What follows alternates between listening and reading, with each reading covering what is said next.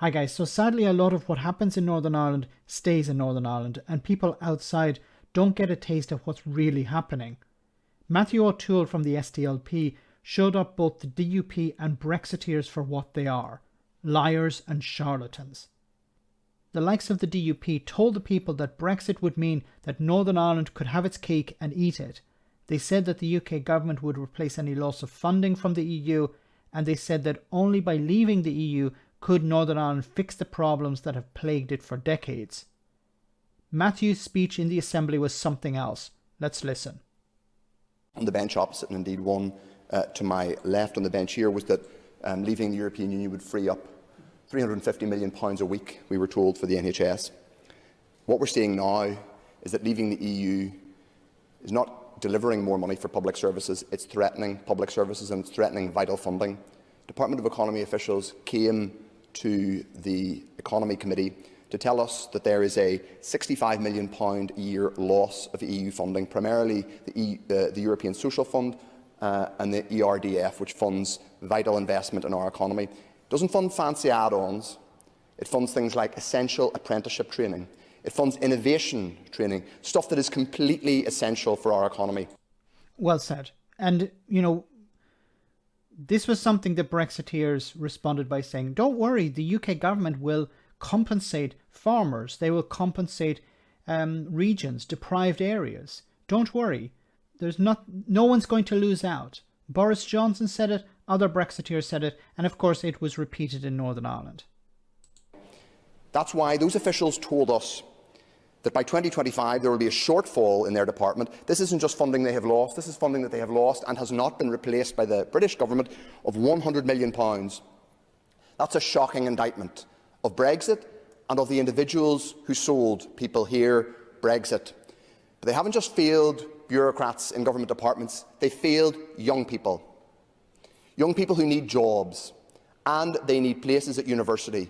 What was one of the other things we heard in that committee? We heard that one of the things the department may have to do is look at increasing university fees and possibly reducing university places. Isn't this wonderful? You know, Brexiteers selling people in Northern Ireland, yes, we need to leave the European Union. It'll be good for young people, it'll be good for the economy, it'll be good for everyone. And now, in order to recoup the costs of Brexit, young people are going to have to fork out. Increasing university fees. One of the ways of recovering lost money. Brexit was supposed to pay for itself. It seems the generation that didn't get a chance to vote against Brexit are going to pay for Brexit. Because they don't have the money to fund the higher education system because of Brexit. I hear chuntering from Mr Allister to my left. He shouldn't be saying a word given the failures for young people. This is a failure of Brexiteers, but specifically of the Democratic Unionist Party, who run that department and have done for the last decade and a half. They failed young people, and to hear their leader look for 2 jobs when young people in this society might not be able to get 1 thanks to their irresponsibility. What he's talking about here is there's an attempt by the likes of the DUP, because they're losing support in Northern Ireland, to allow MPs and MLAs, the local representatives, to allow politicians to have 2 jobs. One as an MP and one as a local representative. A bit like in Scotland, where you have the leader of the Scottish Conservatives, who's a member of the Scottish Parliament, and an MP. This is not to help people in Northern Ireland. This is to help the Democratic Unionist Party because they're losing support. Mr Speaker, I want to close with a quote. It's not often I quote Rudyard Kipling. He's a British imperialist and an Ulster loyalist, so I don't quote him very often. But he did say one thing that I want the DUP to reflect on. He said in his poem, "I could not dig, I dared not rob, therefore I lied to please the mob. Now all my lies are proved untrue, and I must face the men I slew. What tale shall serve me here among mine angry and defrauded young?" The Democratic Unionist Party must understand that the fraud in our young people will end very soon.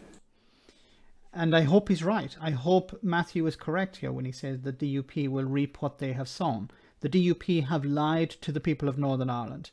The DUP are like UKIP in Great Britain, fully behind Brexit, fully behind the likes of Donald Trump.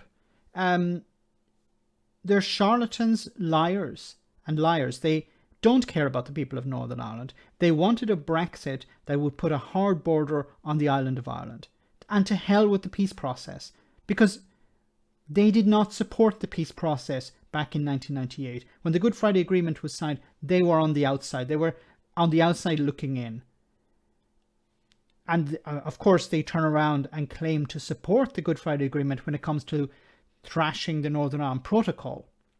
These are the people who campaigned for Brexit. These are the people who voted for it and continue to think that Brexit is a good idea. They don't deserve to be in public office, and now they're using whatever tricks they can, such as having an MP and a local representative as a politician in the assembly in order to maintain some sort of support, in order to protect the DUP. They're not democratic in any way. They're the opposite of that. Let me know in the comment section, guys, what you think. As always, your comments are greatly appreciated. Thanks a lot.